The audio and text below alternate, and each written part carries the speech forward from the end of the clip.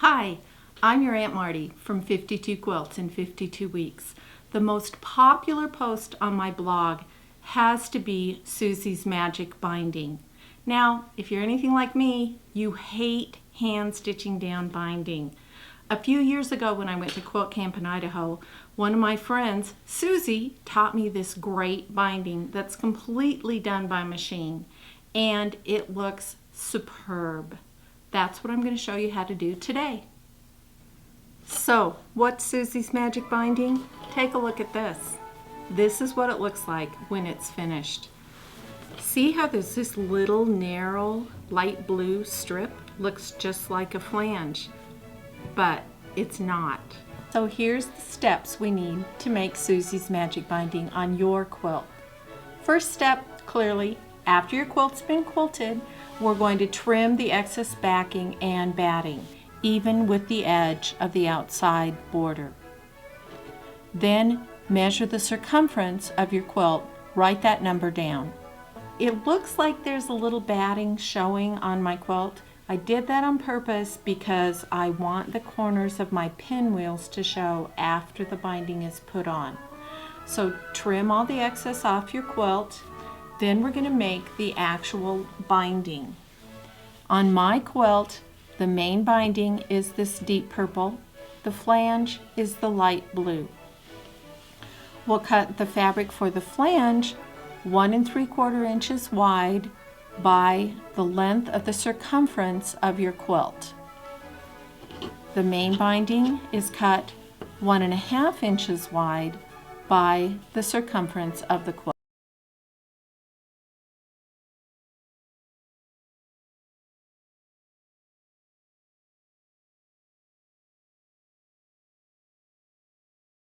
The length. Then we'll press the bindings toward the main color. Remember, for my quilt, the main color is this dark purple. The flange is the light blue. Press toward the main fabric. Then we'll press wrong sides together so that the edges are flush.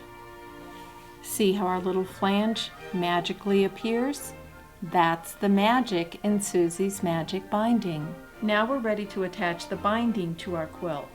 The unique thing about Susie's magic binding is you stitch the binding to the back side of your quilt, not the front. You'll notice I'm using my Juki. Her name is Zippy because she can stitch 1,500 stitches a minute. I do have the walking foot attached to my machine. It's not absolutely necessary that you have a walking foot, but it's a worthwhile investment. We'll use a 1/4 inch seam, and when we start stitching, make sure you leave a 10-inch tail so we can join the ends when all the binding is attached. Okay, now we're ready to turn the corner. To miter the corner, it's just like you would any other time you attach the binding. I stitch to about 3 or 4 inches from the corner and put a pin in the quilt at 1/4 inch from the edge. Then I'm going to stitch down just to that pin.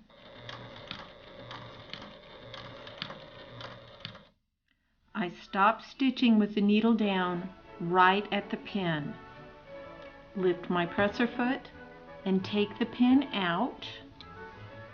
Then I'll turn my quilt and the binding so that I can back stitch off at about a 45-degree angle. Okay, we've removed it from the sewing machine, and we're going to turn the tail of the binding at a 45-degree angle to the part we've stitched. See how it makes this perfect 45-degree angle here? Then we'll take the tail and fold it back over so that the edge is flush, both edges. See, we've got our 45-degree angle, and we'll pin that down. And we'll put it back under the machine and start stitching right at the folded edge. Now I'll begin stitching right at the fold and continue down the next edge of the quilt. Okay, don't tell I stitched over the pin.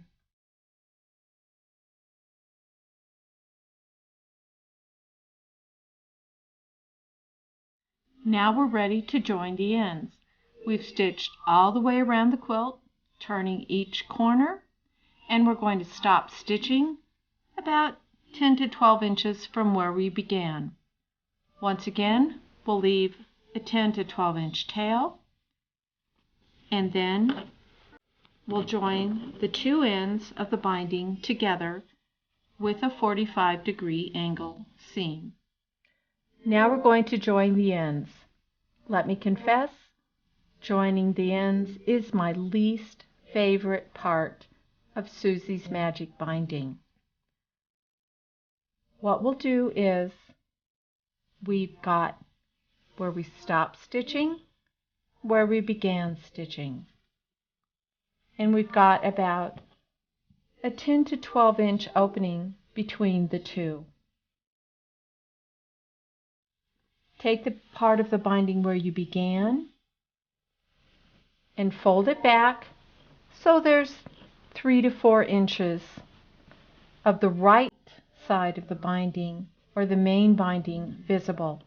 Use your fingernail to finger press a nice crease, and then we'll pin that down. Now take the end that we stopped stitching on and fold it back. We have the two folded ends about 1/4 of an inch apart.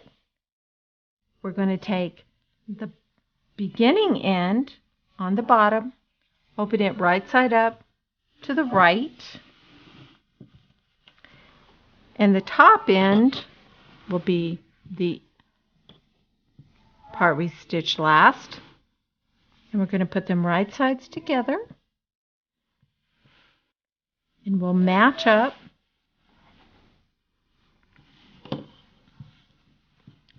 our nice little pencil lines. Use a pin to stab straight down where the ending crease and this vertical crease is the visible part of the flange, so where the fold was on the flange. I'm going to stab that straight down and line it up with the pencil line on the beginning end of the binding.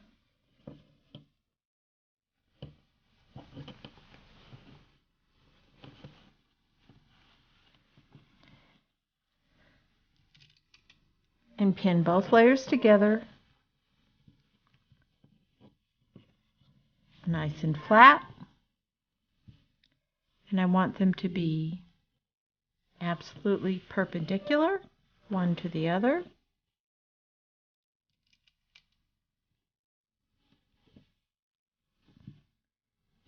And now we're going to draw a line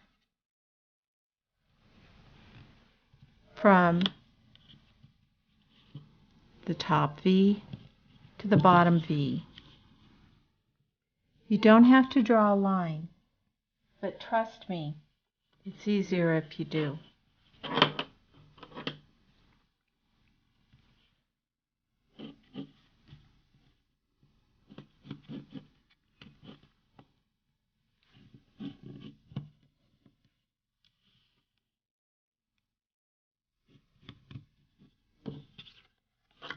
So we'll stitch from here to here. Remember I said it never works the first time? Use a little bit longer stitch length for this. So if you have to rip it out, it's a little bit easier. Now we'll stitch the two ends together. Down so that it meets exactly in the V where the beginning end of the binding and the last end of the binding meet.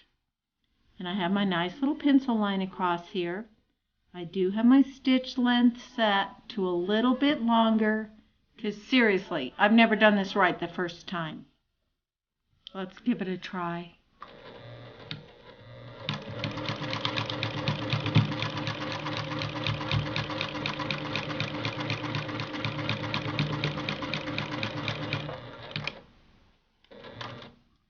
Okay, the moment of truth.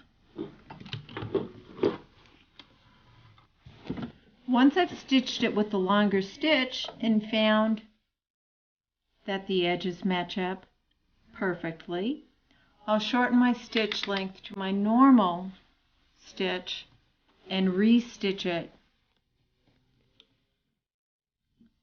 so that it joins the ends just right.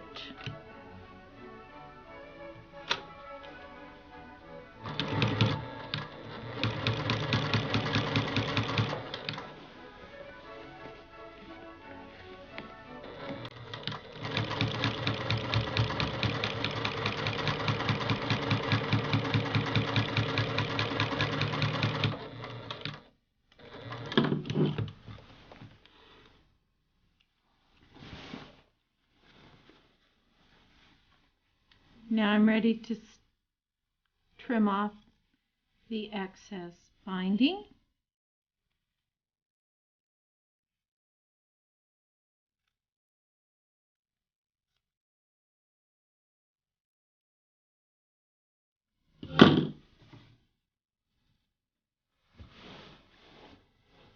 And I'll press this seam open, or finger press it open, to reduce the bulk.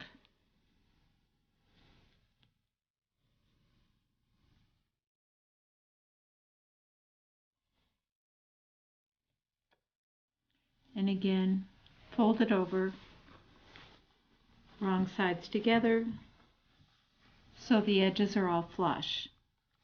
And see, because I've allowed that little 1/4 inch gap,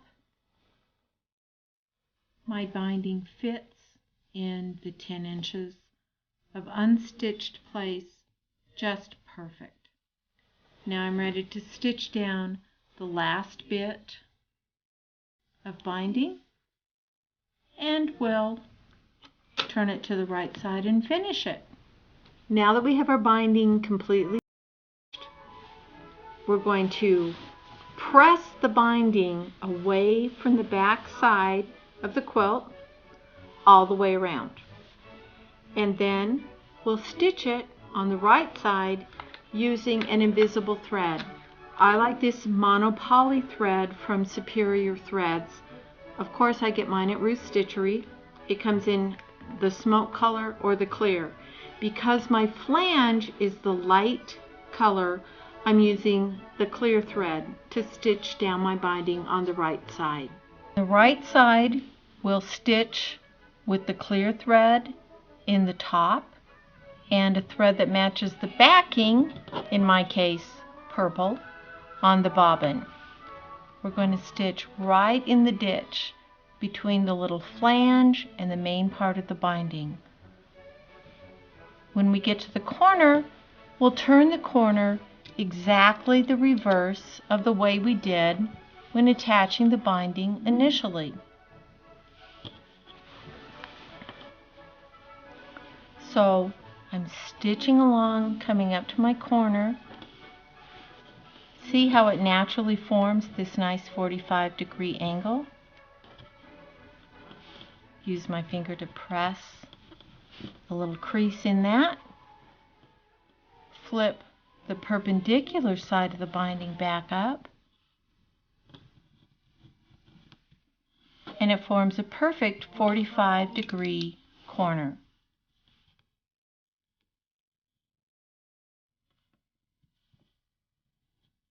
We'll put our needle down when we turn the corner, turn the quilt, and stitch down the last side all the way around, and you've done it. You've completed your Susie's Magic binding. Here's our finished quilt. Doesn't this binding look great? Can you believe it was completely done by machine?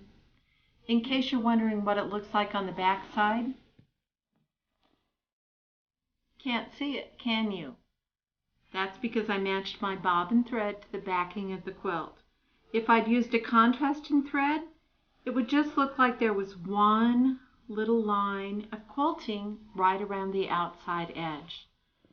Now let me tell you about this quilt. It was a Block of the Month quilt from Stitch in Heaven in Texas, and it was quilted by my friend Cornelia Dees. It's going to be a gift for the niece of my friend Jeannie Parsons, Leah. Leah's here in Colorado studying at Pikes Peak Community College. Her home is in North tutorial of Susie's magic binding from 52 quilts in 52 weeks. Find us online at 52quilts.com or at Facebook at 52 Quilts. I hope you enjoy using Susie's magic binding.